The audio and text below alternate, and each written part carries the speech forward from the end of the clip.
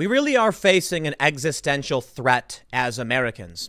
There is a large group of individuals who want to erase history, erase what made this country great.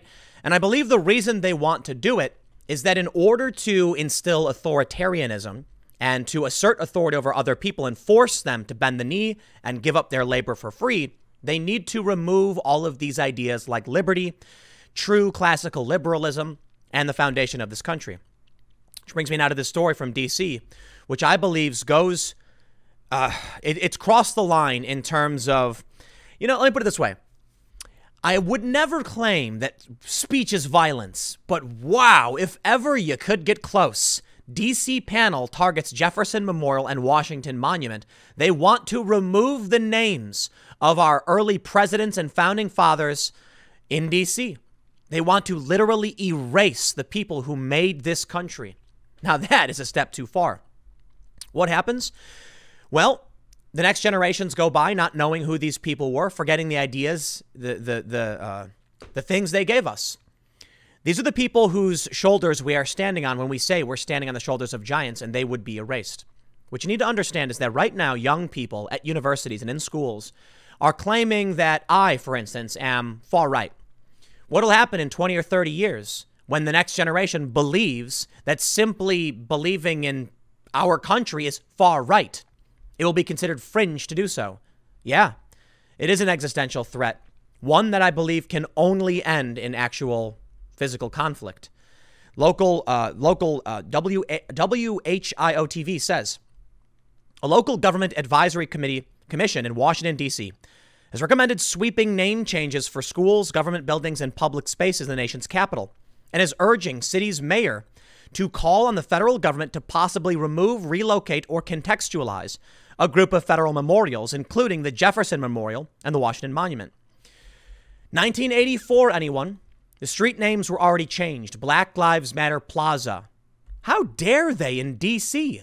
They can just do this? That's insane. Quote, the working group's research revealed that more than 70% of assets named in the District of Columbia are named for white men, many of whom were not district residents, the D.C. Faces report stated.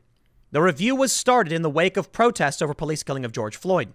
The report singled out a series of schools for name changes, including past U.S. presidents Thomas Jefferson, James Monroe, Zachary Taylor, John Tyler, and Woodrow Wilson, along with other luminaries like Alexander Graham Bell and Francis Scott Key. The recommendations quickly attracted the attention of the White House and Communications Director Alyssa Farah, who said, spoiler alert, Mayor Bowser's report recommends removing, relocating, contextualizing the Washington Monument, Jefferson Memorial, and Benjamin Franklin statue, to name a few. On Tuesday, Washington, D.C. Mayor Muriel Bowser did not specifically address any of the details in the report. I look forward to reviewing and advancing their recommendations, the mayor said on Twitter.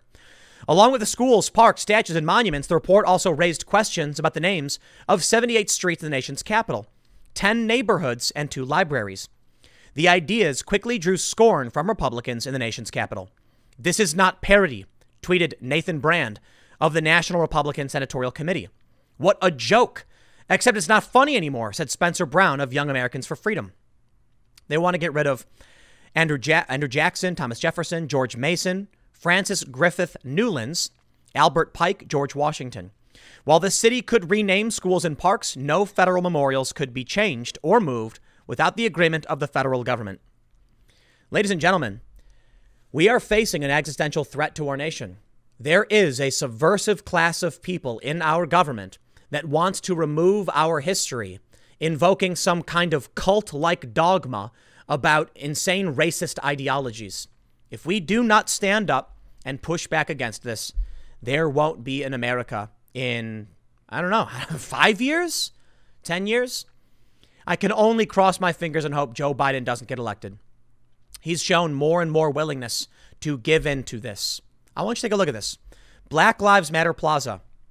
For the past 3 months, it's been Black Lives Matter terrorizing cities across this country. The media would lie and say it's not true. We've seen videos of them trying to burn down buildings, of them beating people and quite literally killing people. And the mayor of D.C. has put their name up on our city streets in our nation's capital, Black Lives Matter Plaza. The name was plastered all over city streets across this country. I do not view this as just a fun art project. This is quite literally a subversive, anti-American, racist or ideology. And they have invaded this country. I don't know how else to put it, but this is a step beyond the line. You know, early on, I might say something like, so what? They want to paint things, whatever. Now they're saying quite literally, take the names of our founding fathers and our leaders off of our schools and our streets.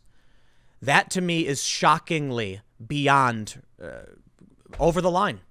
That's the only way I can really put it.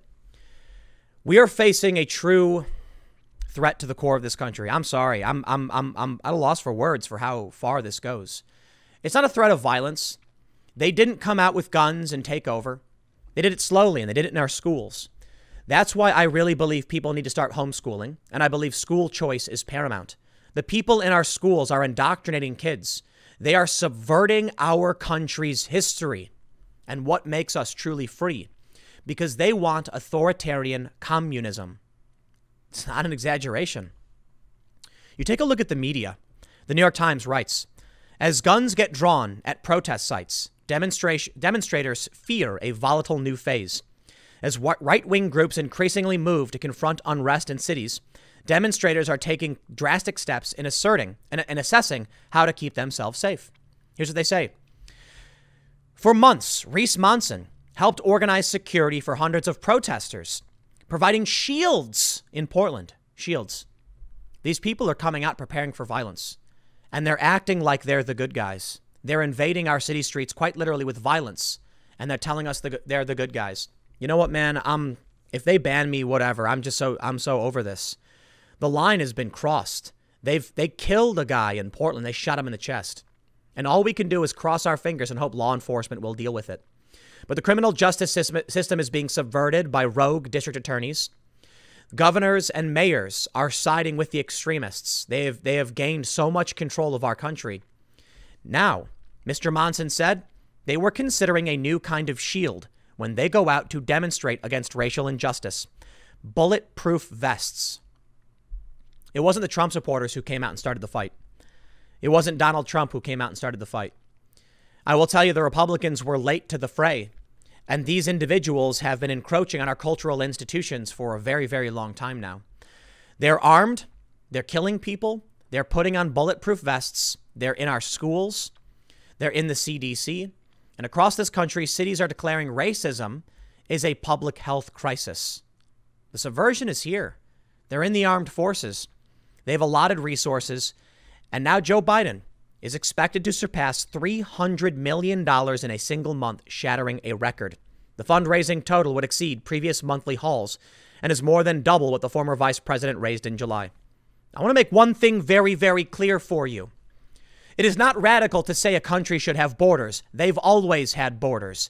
It is not radical to say that we should have due process for immigration. We've always had this. It is not radical to say that meritocracy is a part of this country. It is not radical to say we should have a strong military.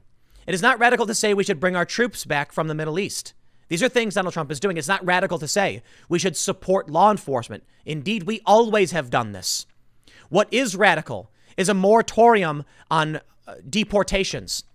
What is radical? Decriminalizing border crossings. What is radical? Abolishing private health insurance. These are things that Joe Biden has talked about doing. Now, abolishing private health care, not so much. He's for a public option. But a moratorium on deportation, you betcha. Decriminalizing border crossings, you know it. That's Joe Biden. And he's giving in to the far left, and that's why they want him their puppet candidate. They have subverted our country.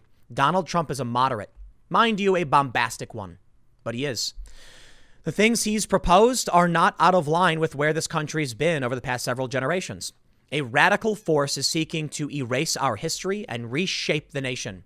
And now they're saying our president's own names should be removed from schools and memorials. If we don't fight back and vote these people out, there will be nothing left. It's serious. You know, Sean Parnell made a commercial about this, that we're fighting dark forces. And Donald Trump has said dark forces guide and control Joe Biden. and the media defends them. It's true, man. I think come this election time, it's going to be bad. But when they come to us and they say, remember the founding fathers who brought forth a new nation, individual liberties? Forget them. Erase their names. Take them down. Change the names of our streets. Invoke violence. And when we say no, they lie. In the media, they lie. They run stories defending the far left. It's happening. I think we're headed for dark, dark times. I hope you're ready, because we need a landslide victory for Donald Trump. Isn't that crazy? Because at least he represents this country. Whatever these people are, they are emboldened and they are nuts. With a landslide, it's the only way to push back. We got to do it. I got more segments coming up in a few minutes. Stick around and I will see you all shortly.